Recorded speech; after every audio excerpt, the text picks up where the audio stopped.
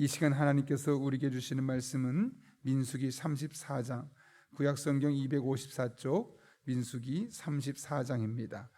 우리 함께 드라마 바이블로 하나님의 말씀 함께 읽겠습니다. 제 34장. 여호와께서 모세에게 말씀하여 이르시되, 너는 이스라엘 자손에게 명령하여 그들에게 이르라. 너희가 가나안 땅에 들어가는 때에 그 땅은 너희의 기업이 되리니 곧 가나안 사방 지경이라. 너희 남쪽은 에돔 곁에 접근한 신광야니 너희의 남쪽 경계는 동쪽으로 염해 끝에서 시작하여 돌아서 아그라빔 언덕 남쪽에 이르고 신을 지나 가데스 바네아의 남쪽에 이르고 또 하살라다를 지나 아스몬에 이르고 아스몬에서 돌아서 애굽 시내를 지나 바닥까지 이르느니라. 서쪽 경계는 대해가 경계가 되나니 이는 너희의 서쪽 경계니라. 북쪽 경계는 이러하니 대에서부터 호르산까지 그어라. 호르산에서 그어 하맛 어귀에 이르러 시닷에 이르고 그 경계가 또 시브론을 지나 하살에난에 이르나니 이는 너희의 북쪽 경계니라. 너희의 동쪽 경계는 하살에난에서 그어 스밤에 이르고 그 경계가 또 스밤에서 리블라로 내려가서 아인 동쪽에 이르고 또 내려가서 긴네렛 동쪽 해변에 이르고 그 경계가 또 요단으로 내려가서 염해에 이르나니 너희 땅의 사방 경계가 이러하니라. 모세가 이스라엘 자손에게 명령하여 이르되, 이는 너희가 제비 뽑아 받을 땅이라. 여호와께서 이것을 9지파 반쪽에게 주라고 명령하셨나니 이는 루벤 자손의 지파와 갓 자손의 지파가 함께 그들의 조상의 가문에 따라 그들의 기업을 받을 것이며 므낫세의 반쪽도 기업을 받았음이니라. 이 두 지파와 그 반지파는 여리고 맞은편 요단 건너편 곧 해돋는 쪽에서 그들의 기업을 받으리라. 여호와께서 또 모세에게 말씀하여 이르시되, 너희에게 땅을 기업으로 나눌 자의 이름은 이러하니 제사장 엘라살과 눈의 아들 여호수아니라. 너희는 또 기업의 땅을 나누기 위하여 각 지파의 한 지휘관씩 택하라.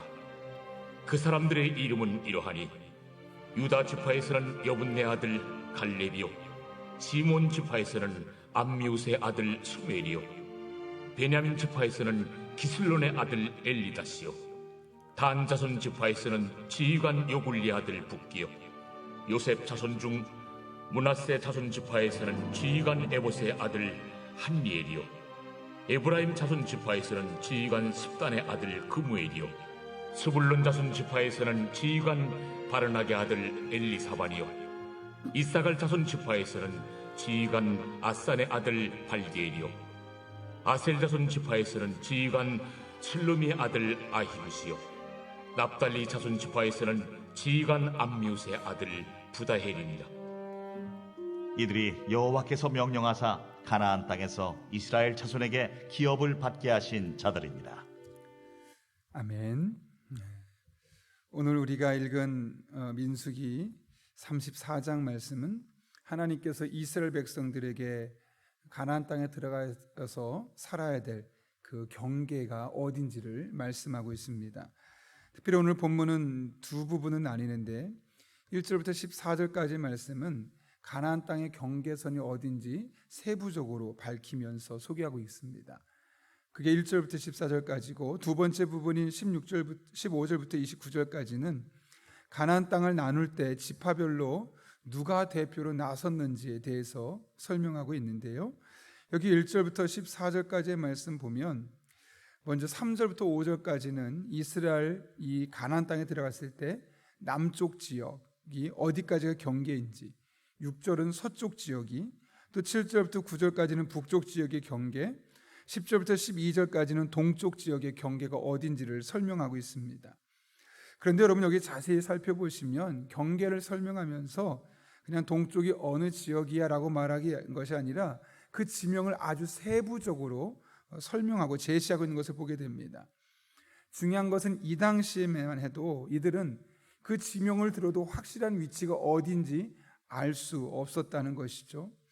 왜냐하면 이스라엘 백성들은 아직 가나안 땅을 들어가 본 적이 없고 단지 12명만 정탐하고 돌아온 것이 전부였기 때문에 그렇습니다. 더군다나 지금은 출애굽했던 1세대가 이미 다 세상을 떠나가는 뒤였지요. 그런데도 불구하고 이렇게 자세하게 언급하고 있다는 것은 무엇을 의미하는 걸까요? 하나님께서 지금 그 40년 전에 했던 이 약속을 성실하게 이행하고 계시다라는 것을 말씀하고 있는 것이고, 하나님께서 이 약속을 반드시 완수하겠다, 완성시키겠다라는 그런 의지를 보여주고 있는 겁니다. 제가 우리에게 부임하기로 했을 때 아이들에게 용인으로 가 했더니 용인을 와본 적이 없었던 아이들은 거기가 어디냐고, 어떻게 가는 거냐고, 사실 지명도 잘 모르지만 그 아이들이 알 수 있는 것은 용인 에버랜드 근처에 있고 그 고속도로에서 나가면 가까워, 이렇게 지명까지 설명하는 이유는 어디에 있을까요? 저 같은 경우도 그 당시에 만약에 거짓말이었다면, 이사하는 것이 거짓말이었다면 이렇게 지명에 대해서 굳이 설명할 필요가 없을 거고 또 제대로 지명을 말하지 못했을 겁니다. 그러나 이사 가는 것이 분명했고 또 이사할 것이었기 때문에 어느 지역에 어디라고 정확하게 지명을 이야기할 수 있었던 것이죠. 오늘 비슷한 상황입니다. 하나님께서도 이스라엘 백성들에게 가나안 땅에 분명히 들어가게 하실 것이기 때문에 아직 가나안 땅에 들어가기 전이지만 내가 거기 들어가면 이렇게 모양으로 너에게 땅을 줄게, 이렇게 자세하게까지 하나님께서 말씀할 수 있었던 겁니다. 그런가 하면 이어지는 말씀은 이스라엘 지파에 가나안 땅을 분배하면서 세웠던 지도자들에 대해서 언급하고 있습니다. 여러분 16절 뒤에 있는 말씀 보게 되면 그 이후에 나타나는 각 지파의 기업 분할 책임자들에 대해서 설명하고 있는데 뭔가 좀 특이한 점을 발견할 수 있지 않습니까? 여기 나오는 사람들의 이름을 보게 되면 거의 다 들어보지 못한 사람들의 이름입니다. 그들은 모두 다 출애굽 2세대이기 때문에 그렇습니다. 그런데 그 가운데 왠지 우리에게 익숙한 이름들이 있습니다. 그게 누구입니까? 바로 여호수아. 그것이 바로 17절에 있죠. 눈의 아들 여호수아니라. 그리고 19절에 보면 그 사람의 이름은 이러하니 유다 지파에서는 여분의 아들 갈렙이요. 여기 바로 여호수아와 갈렙이 우리에게 매우 익숙한 이름들이고 나머지 이름은 다 생소합니다. 이 사람들이 도대체 어떤 사람인가 싶을 정도로 전혀 정보를 알 수 없는 사람들입니다. 우리가 여기 보게 되면서 사실 다른 사람들은 다 광야에서 죽었지만 여호수아는 17절에서 이스라엘 전체를 이끌 지도자로, 또 갈렙은 유다 지파를 이끌어갈 지도자로 세움받았음을 보게 되는 것이죠. 하나님께서 민수기 14장 30절에서, 그러니까 오늘 민수기 35장 전에 약 40년 전에 하셨던 말씀이 있습니다. 이렇게 돼 있죠. 여분의 아들 갈렙과 여호수아 외에는 내가 맹세하여 너에게 살게 하리라 한 땅에 결단코 들어가지 못하리라. 여러분 이게 무슨 말씀일까요? 비록 약속한 지 40년이라는 시간이 지났지만 여호수아와 갈렙에게 40년 전에 하셨던 그 약속을 분명히 이루셔서 다른 사람은 다 광야에서 죽었지만 이 두 사람만큼은 가나안 땅에 들어갈 것임을 분명하게 하나님께서 이야기해 주고 있는 겁니다. 여러분 그렇다면 오늘 본문에 있었던 이 두 개의 사건을 통해서 말씀하시고자 했던 메시지가 바로 무엇일까요? 하나님 약속하신 거 반드시 지금도 이뤄가고 계시고 그 약속을 완성시키시는 분이심을 우리에게 가르쳐주고 싶으셨던 겁니다. 여러분 지금 이 상황에서 모압 평지에서 가나안 땅을 바라보고 있는 이스라엘 백성들의 가장 큰 고민, 근심이 무엇이겠습니까? 그들의 미래 아닐까요? 가나안 땅에 내가 제대로 들어갈 수 있을지, 만약 약속한 대로 내가 가나안 땅에 제대로 들어갈 수 없다면 나는 앞으로 어떻게 살아야 할지, 사실 그 미래에 대해서 막막할 수밖에 없는 상황입니다. 그런 이스라엘 백성에게 하나님께서 말씀하시고 있는 겁니다. 얘들아, 나 믿어도 돼. 나는 한번 약속하면 그거 반드시 지키고 말아. 물론 그것이 때로는 10년, 20년, 30년, 40년이 걸릴 수 있지만 나는 약속한 것은 반드시 지키고 말아. 그러니 너의 미래에 대해서 아무 걱정하지 마. 라는 메시지가 아니겠습니까? 그런데 여러분, 이것이 비단 우리가 성경에서 보고 있는 이스라엘 백성들만의 문제나 고민은 아닐 겁니다. 우리 또한 늘 미래가 불안합니다. 여러분의 5년 뒤를 보면서 자신 있는 사람이 있습니까? 10년 뒤 여러분의 삶에 펼쳐질 미래를 보며 아무렇지 않게 여러분이 맞이할 자신이 있습니까? 사실 그렇지 않습니다. 5년, 10년 뒤는 고사하고 사실 1년, 아니 다음 달도 걱정되는 게 사실 우리 마음이고, 좀 심한 경우는 어떤 분들은 내일 어떻게 되나, 나 괜찮을까, 이런 것 때문에 근심 걱정할 수밖에 없는 것이 우리네 사람입니다. 항상 오늘도 걱정이지만 오늘보다 내일, 모레, 1년 뒤, 10년 뒤 우리 미래에 대해서 우리는 불안감을 가질 수밖에 없습니다. 그래서 여러분 열심히 저축도 하고 보험도 들고 또 사람으로 대신 보험도 들기도 하고, 그래서 여러분의 미래를 우리가 사실 준비해 오고 있는 것 아니겠습니까? 그런데 그런다고 여러분 마음에 진정한 평강이 찾아오든가요? 물론 잠깐 동안 그것이 어느 정도 채워지게 될 때 나의 그런 마음의 불안감을 잠깐은 덜어내 줄 수 있겠지만, 궁극적으로는 불가능함을 여러분이 지금까지 수십 년 살아오면서 경험했을 겁니다. 집값이 어떻다 그런 마음이 들썩이고, 주식 이야기에 심장이 두근거리고, 코로나나 IMF 같은 그런 변수가 생기면 가슴이 철렁 내려앉는 것이 우리네 마음입니다. 백신, 그 주사 한번 맞는데도 얼마나 가슴 졸이며 가고, 맞고 나서도 내가 그 350만 명분 중에 한 명이 내가 되면 어떡하나, 그런 불안감을 가지고 살아가는 사람이 바로 우리들 아니겠습니까? 따라서 우리가 준비하는 것들로 마음의 안정감을 갖고 미래를 기대하려고 하면 사실 더 큰 불안감만 증폭될 수밖에 없습니다. 불안한 인간이, 또 불안전한 인간이 만들어 놓은 것들은 어차피 불안할 수밖에 없기 때문에 그런 것이죠. 사실 우리 마음은 힘겹고 이 불확실한 세상 속에서 하나님을 인도하심을 기대하고 하나님의 약속을 신뢰할 때 그 세상 무엇으로도 채울 수 없는 그런 하나님의 안정감이 우리의 마음을 지배하게 되는 겁니다. 그리고 사실 그것이 믿음이죠. 하나님께서 내 인생, 내 미래 반드시 책임지시고 안정되게 할 것이고, 그 가운데 하나님의 선하신 손길은 여전히 떠나지 않을 것이다. 물론 우리가 기대하는 미래가 어떤 특별하게 한 분야에서 많은 것을 이뤄낸 사람들의 미래와는 분명히 다를 수 있을 겁니다.